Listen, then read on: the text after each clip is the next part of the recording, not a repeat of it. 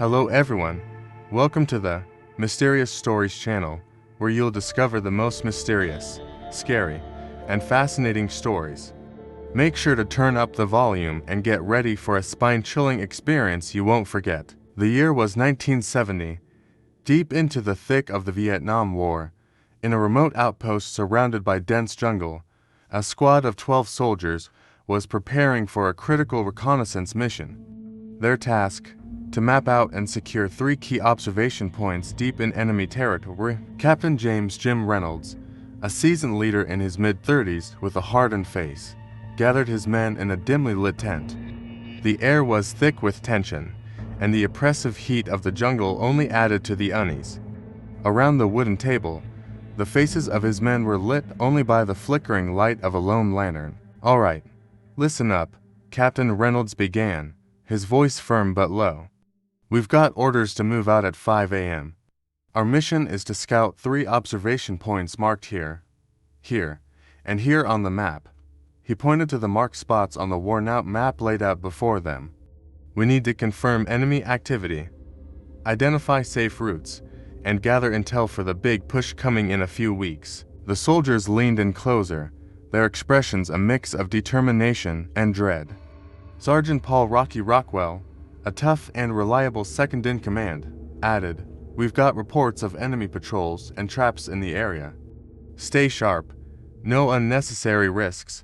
We move quietly, observe, and get the hell out." Among the group were Private First Class Thomas "Tommy" Henderson, a young and eager soldier from Texas with a nervous energy, and Corporal Luis Rico Martinez, a street-smart soldier from New York who had seen more than his share of combat. There was also Specialist Frank "Doc" Harris, the squad's medic, whose calm demeanor helped steady the nerves of the younger soldiers. As the briefing continued, Corporal Billy Ace Turner, known for his sharp shooting and quicker wit, cracked a nervous joke to lighten the mood, but it fell flat. The jungle had a way of silencing humor, especially when rumors of the supernatural were whispered among the ranks. The men had heard stories of soldiers disappearing without a trace, of ghostly figures seen in the dense foliage, and of eerie whispers in the dead of night. Specialist Robert "Bobby" Lee, a superstitious soldier from Louisiana, quietly muttered a prayer under his breath, clutching a small crucifix he always carried. Nearby, Private Steve "Sticks" Johnson, a quiet man from Kentucky, checked his rifle for the 3rd time, while Private Charlie "Red" O'Connor, a red-haired soldier with a fierce temper, exchanged a glance with Private William "Will" Jackson, his closest friend. As the briefing concluded, the men double-checked their gear, securing their weapons and supplies. Captain Reynolds took a deep breath and looked around the tent at his men, his gaze lingering on each one. "Stay together, watch each other's backs, and keep your wits about you. We move out at dawn." The soldiers dispersed, some grabbing a last meal, others sharing a few words or a cigarette.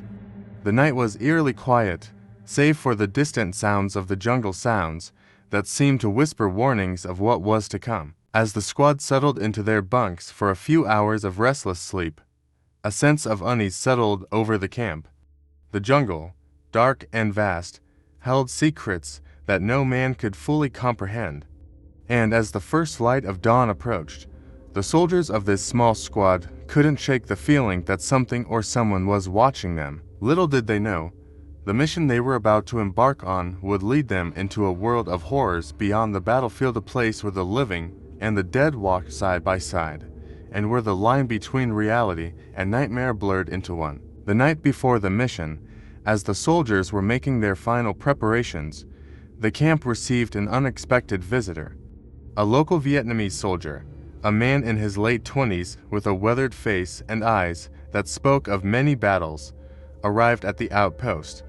His name was Tran Minh, and he had been assigned to the squad as a guide, tasked with leading them through the dense and treacherous jungle terrain. Captain Reynolds was surprised by this last-minute addition, but understood the importance of having a local guide who knew the land. Tran Minh was quiet and reserved, with an air of experience that immediately garnered respect from the squad.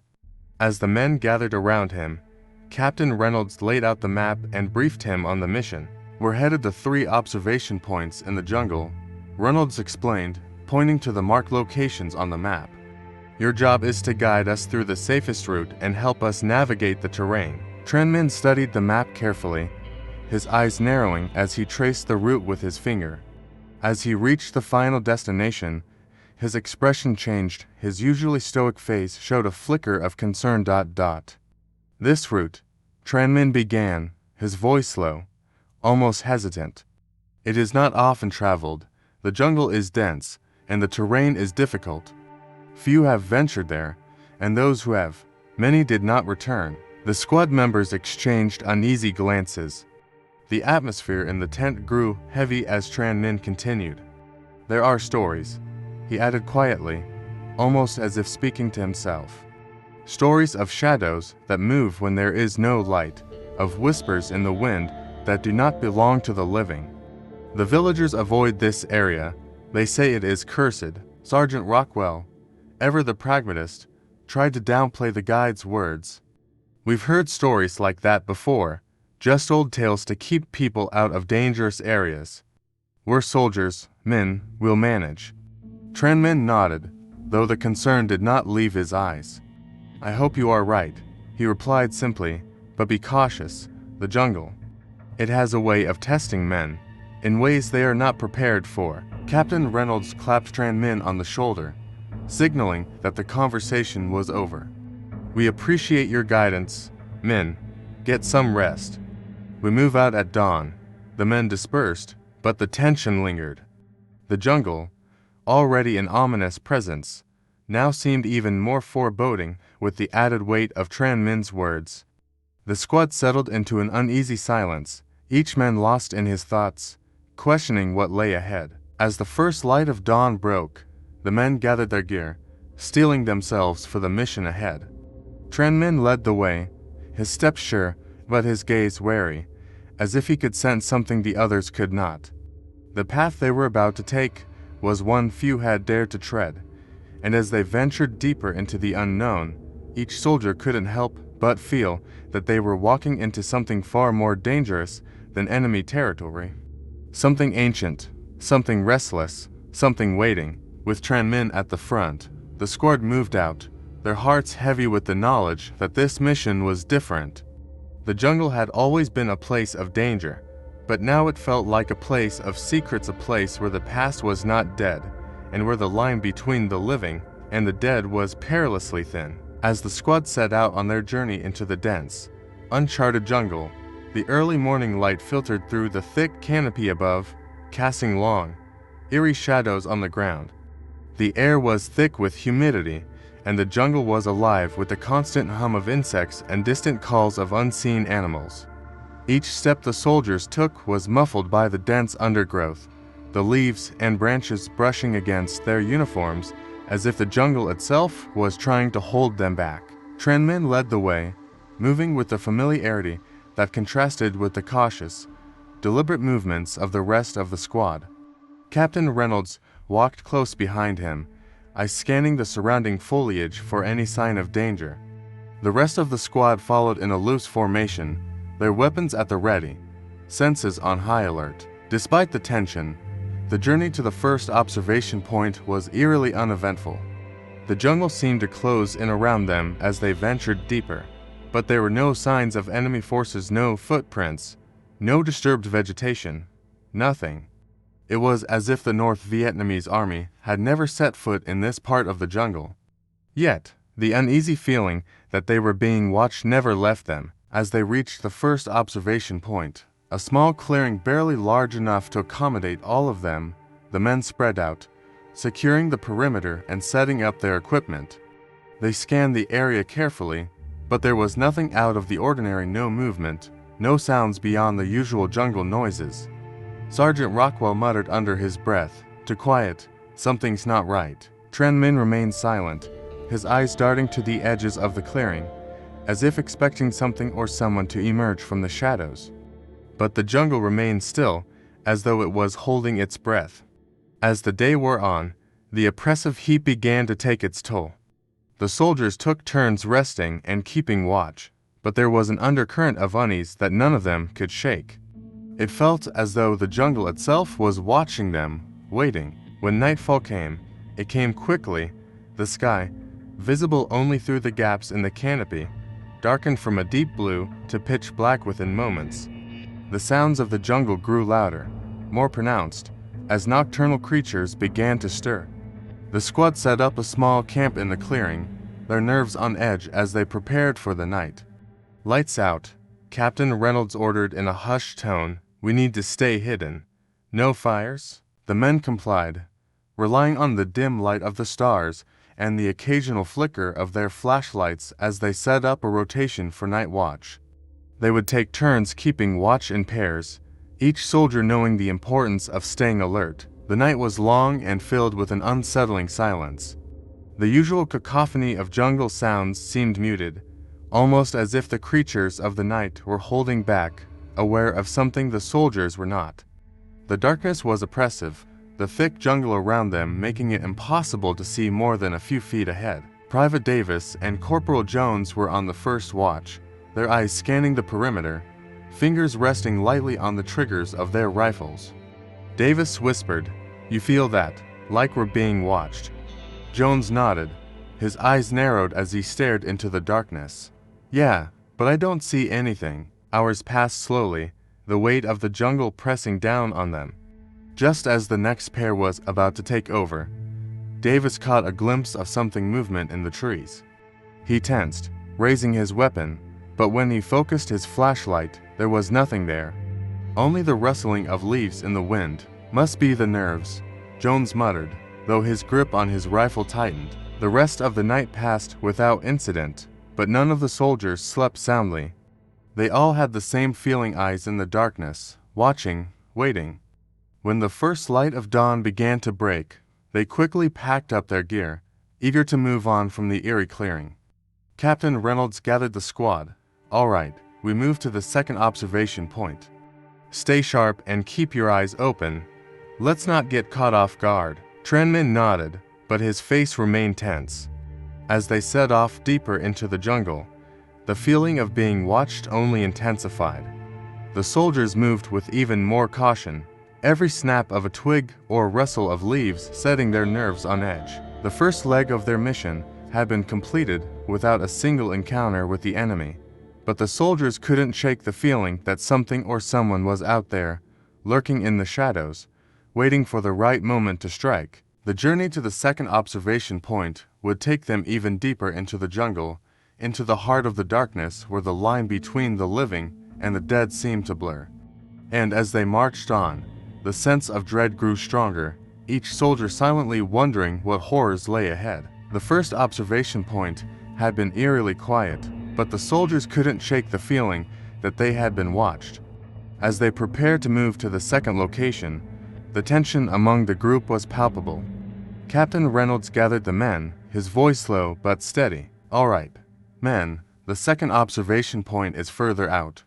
It's going to be a tougher hike, and we're moving into even more isolated territory.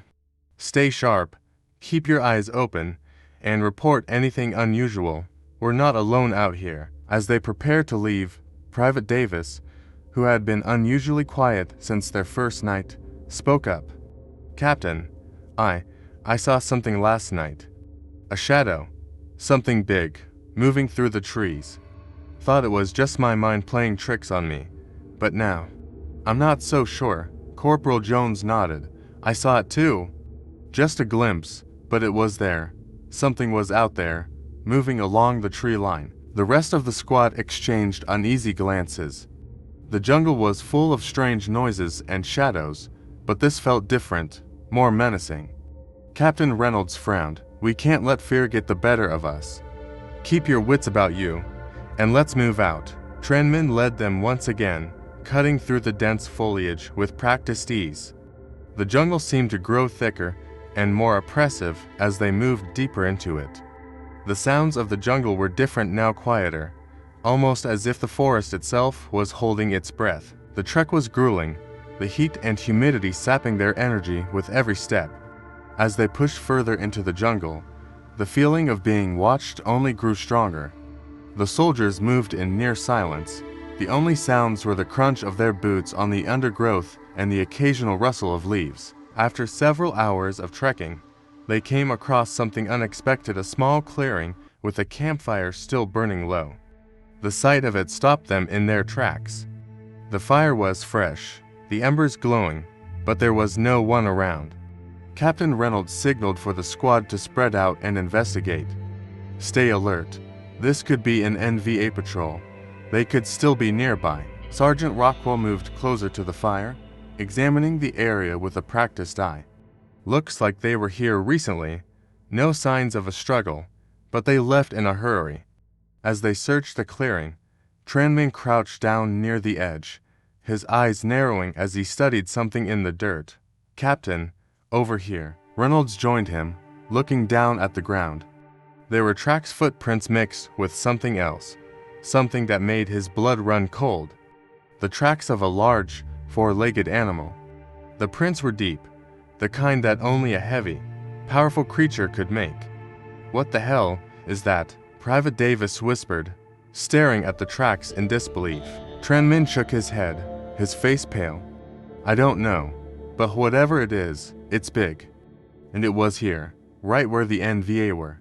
Corporal Jones examined the surrounding area, finding more signs of a struggle, broken branches, disturbed foliage, and more of those strange, large tracks. Looks like they fought something, but whatever it wasn't human. Tranmin shook his head, his face pale. I don't know, but whatever it is, it's big. And it was here, right where the NVA were.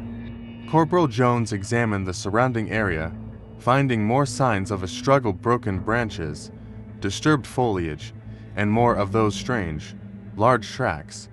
Looks like they fought something, but whatever it wasn't human. The soldiers quickly gathered their gear, casting one last look at the abandoned camp before heading out. The feeling of being watched had intensified, as if whatever had attacked the NVA was now tracking them. As they continued their march, the jungle seemed to close in around them, the shadows growing longer as the day wore on. The soldiers moved with heightened caution, their eyes constantly scanning the tree line, ears straining for any sound that might signal danger. The discovery of the abandoned camp weighed heavily on their minds. What could have driven a group of seasoned soldiers to flee so suddenly, and where had they gone? The strange tracks and signs of a struggle only added to the mystery, leaving them with more questions than answers. As night began to fall, the squad reached a small ridge overlooking a narrow valley. Captain Reynolds decided it was time to set up camp for the night. The second observation point was still several miles away, and they couldn't risk moving through the jungle in the dark. They set up a perimeter and hunkered down, the memory of the abandoned campfire fresh in their minds. The men took turns keeping watch, their nerves on edge, each one wondering if they would meet the same fate as the NVA soldiers they had encountered. The jungle was alive with sounds, rustling leaves, distant animal calls, and something else. A faint, almost imperceptible noise, like the growl of a large predator lurking just beyond the reach of their flashlights. As the first night watch began, the men couldn't shake the feeling that they were being hunted. Whatever had attacked the NVA could still be out there, waiting in the shadows, biding its time. The night was long, and sleep came in fitful bursts, haunted by dreams of shadows and growling beasts. They were deep in enemy territory now, but it wasn't just the NVA they had to fear. Something else, something older and more dangerous, was lurking in the jungle, and it had already claimed its first victims. The journey to the second observation point had only just begun, but the real nightmare was still ahead of them. As darkness began to fall over the dense jungle, the squad knew they had no choice but to set up camp. The trek to the second observation point was still miles away, and moving through the thick underbrush in the dead of night was too dangerous. Captain Reynolds ordered the men to establish a perimeter and get some rest before continuing their mission at first light. The soldiers moved quickly, setting up their tents and digging small foxholes for cover. The air was thick with humidity, and the sounds of the jungle seemed louder, more oppressive as night closed in around them. Private Davis and Corporal Jones took the first watch, their eyes scanning the tree line for any sign of movement. Captain Reynolds made his way to the radio, crouching down beside Sergeant Rockwell as he tried to establish contact with the base. After a few tense moments, the radio crackled to life. "This is Eagle 1. Do you copy? Over?" A moment of static followed, then a voice crackled through the speaker. "Eagle 1. This is base. We copy. What's your status? Over." Reynolds took a deep breath, his voice calm and measured as he spoke. "Base, we've reached a temporary camp. We're still a few miles from the second observation point. No enemy contact so far, but we've found an abandoned NVA camp with signs of a struggle. Tracks indicate something large, possibly a predator. We'll continue to investigate and report back. Over." The voice from the base responded, "Copy that, Eagle 1. Proceed with caution. Stay alert and keep us updated. Over and out." Reynolds handed the radio back to Rockwell and turned to find Tran Minh, the Vietnamese guide, sitting quietly by the fire. The other soldiers had gathered around him, and as Reynolds approached, he could see that the guide was speaking in a low, almost hushed tone. "What's he saying?" Reynolds asked, joining the group. Private Davis glanced up, his face pale. "He's telling us about some kind of creature. A legend, he says." Tran Minh looked at Captain Reynolds, his expression serious. "This path, it is cursed. The villagers in my home, they do not speak of it often, but the stories, they are real. The creature that roams these jungles is not just an animal. It is something else, something old. We call it the tiger spirit." The men exchanged uneasy glances, some shifting uncomfortably. Captain Reynolds frowned but motioned for Tran Minh to continue. "In our legends, the tiger spirit is no ordinary beast. It is a ghost, a spirit that takes the form of a massive tiger, larger than any man. It is said to be the spirit of a warrior, cursed for his deeds in life, forced to roam these jungles forever. It hunts those who enter its territory, especially those who are not from this land." Sergeant Rockwell chuckled nervously, trying to break the tension. "A ghost tiger? Come on, Tran, you don't really believe that, do you?" Tran Minh's eyes were dark, serious. "I have never seen it myself, but I have heard the stories from my elders. They say that it moves through the jungle without a sound, its eyes glowing in the dark. Many have gone into these jungles and never returned, those who did. They spoke of seeing a shadow, larger than any animal, stalking them. Some say it is a demon, others say it is the spirit of the jungle itself." The men fell silent, the crackling of the fire the only sound breaking the stillness. The thought of a cursed spirit hunting them in the darkness sent a shiver down their spines, but most of them dismissed it as mere superstition. Captain Reynolds, ever the pragmatist, nodded slowly. "We've all heard stories like that, Tran, but we've got a mission to complete. Let's not let fear and legends get in the way. We need to stay focused." Tran Minh simply nodded, but the unease in his eyes remained. The night dragged on, the men taking turns on watch. Despite their best efforts to stay calm, the soldiers couldn't shake the feeling that they were being watched, that something was lurking just beyond the edge of the firelight. Shadows seemed to move in the darkness, and every rustle of leaves sent their hearts racing. As dawn approached, the men were exhausted but relieved to see the first light of day breaking through the trees. They quickly broke camp, eager to put the night behind them and continue to the second observation point. The journey to the second point was longer and more grueling than the first. The jungle seemed to close in around them, the dense foliage making every step a challenge. The memory of the abandoned NVA camp and the strange tracks weighed heavily on their minds, but they pressed on, determined to complete their mission. After several hours of trekking, they finally reached the second observation point, a small rise overlooking a wide valley. The view was stunning, but the men were too on edge to appreciate it. They set up their equipment and began their surveillance, scanning the valley below for any sign of enemy activity. But as they worked, a sense of unease settled over them once again. The jungle was too quiet, the usual sounds of wildlife strangely absent. And then there was the feeling, the unmistakable sensation, that they were being watched, hunted. They hadn't seen any sign of the NVA, but something else was out there, something that had already claimed its first victims. The legend of the tiger spirit was just that, a legend.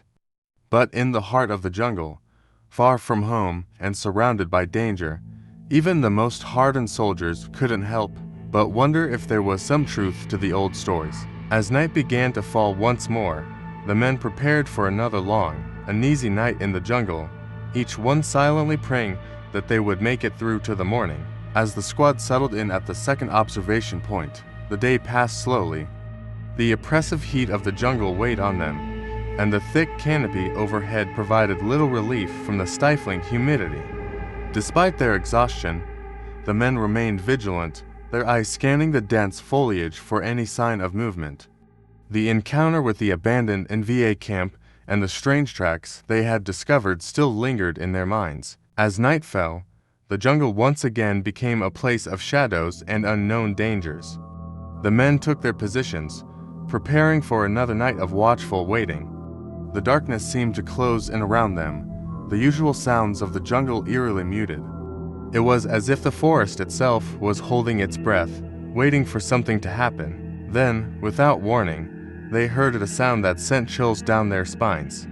It started as a low, rumbling noise, like the distant thunder of a storm, but it quickly grew louder, more intense. It was the sound of something moving through the jungle at incredible speed, something with many legs, crashing through the underbrush with a terrifying fury. Private Davis was the first to react, raising his rifle and scanning the tree line. "What the hell is that?" he muttered, his voice barely above a whisper. Before anyone could answer, the sound grew closer, and the men could feel the vibrations in the ground beneath them. Whatever it was coming straight for them. "Stay sharp," Captain Reynolds barked, his voice tense. "Weapons ready. If it moves, you shoot." The squad braced themselves, their rifles trained on the darkness. And then, just as suddenly as it had started, the sound stopped. The jungle fell silent once more, the oppressive quiet even more unnerving than the noise. But the silence didn't last long. A burst of gunfire shattered the stillness, followed by another, and then another. The men fired into the darkness, their nerves frayed as they tried to fend off whatever was out there. The gunfire echoed through the jungle, the flashes of light illuminating the trees in brief, terrifying bursts. For what felt like hours, the gunfire continued, sporadic and chaotic, as if they were shooting at shadows. The men could hear the sounds of movement, the rustling of leaves, the snap of twigs, but they saw nothing but shadows and the flash of their own gunfire. As the night wore on, exhaustion began to take its toll. The relentless tension, the fear of the unknown, and the incessant noise left them on edge, their nerves raw. Some of the men whispered to each other, wondering aloud what they were fighting. Was it the NVA, some kind of animal, or was it something else entirely? Sergeant Rockwell, his face pale and drawn, approached Captain Reynolds. "Sir, we can't stay here. This place isn't safe. Whatever's out there, it's not stopping." Captain Reynolds nodded grimly. "We'll radio in. We need to report this and get out of here." They quickly set up the radio, the operator frantically trying to establish contact with the base. The tension in the air was palpable as they waited for a response. Finally, the radio crackled to life. "Eagle 1, this is base. What's your situation? Over." "Base, this is Eagle 1, Captain Reynolds replied, his voice strained. "We're under attack, but we don't know what's attacking us. It's not the NVA, at least, not that we can see. We've been hearing gunfire, but we haven't seen any targets. It's like we're shooting at shadows, requesting immediate extraction. Over." There was a pause on the other end, followed by a brief, tense response.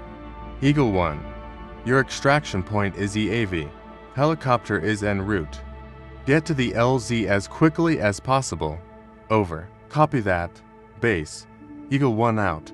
As they prepared to move out, The men couldn't shake the eerie feeling that something was watching them, stalking them from the darkness. The jungle, once a place of natural beauty, had become a nightmarish maze of shadows and fear. Captain Reynolds gathered the squad. "We're pulling out. We'll head to the extraction point and get out of this hellhole. Stay close, and stay sharp. We're not out of the woods yet." The men nodded, their faces set with determination, but the fear was still there, just beneath the surface. As they moved out, they couldn't help but glance over their shoulders, expecting to see anything emerge from the shadows. As they made their way to the extraction point, the sounds of the jungle began to return, but the men were too focused on their mission to take comfort in it. They reached the LZ just as the first light of dawn began to break, the helicopter's blades cutting through the air as it descended to pick them up. As they boarded the helicopter and lifted off, they looked down at the jungle below, a sense of unease still hanging over them. What had they been fighting? Was it the NVA, or was it something else? Something that couldn't be explained by logic or reason. The sounds of the jungle faded into the distance as they flew back to base, but the questions remained. The men exchanged uneasy glances, each one silently wondering if they had just encountered something beyond their understanding. The mission was over, but the memory of that night in the jungle would haunt them for a long time to come. The following day, after the first team's unnerving encounter, the base received orders to send another squad to investigate the strange occurrences at the second observation point. The new team, composed of seasoned soldiers, was tasked with advancing to the third checkpoint as quickly as possible. Command believed that a swift, airborne insertion would reduce the chance of any ambush or unseen threats. The helicopter blades sliced through the humid air as the team was inserted deep into the jungle, landing at the very spot where the first team had set up camp. As they disembarked, the men were immediately struck by the eerie silence that had once again settled over the area. The jungle, usually teeming with life, felt dead, a place devoid of any living creature save for themselves. Corporal Jenkins, the team leader, signaled for the men to spread out and secure the area. They moved cautiously, their eyes scanning the shadows for any sign of the enemy. But what they found was far worse than anything they had anticipated. As they pushed deeper into the camp, the smell hit them first, an overwhelming stench of death and decay. It was then that they saw the bodies. The ground was littered with the remains of both NVA soldiers and animals. The bodies were torn apart, savagely mutilated, as if some great beast had unleashed its fury upon them. The sight was horrifying, limbs strewn about, faces frozen in terror, blood soaking the earth. It was clear that whatever had attacked these men had done so with brutal efficiency. Private Murphy gagged at the sight, turning away to compose himself. "What the hell could have done this?" he muttered, his voice trembling. Sergeant Phillips knelt beside one of the corpses, examining the wounds. "These aren't from bullets or shrapnel," he said grimly. "These are claw marks, deep ones. And look at the size of them. Whatever did this was big." If you enjoyed today's story, don't forget to like, share, and subscribe to our channel, Mystical Tales, so you won't miss out on more eerie and thrilling tales in the future. Thanks for watching, and see you next time.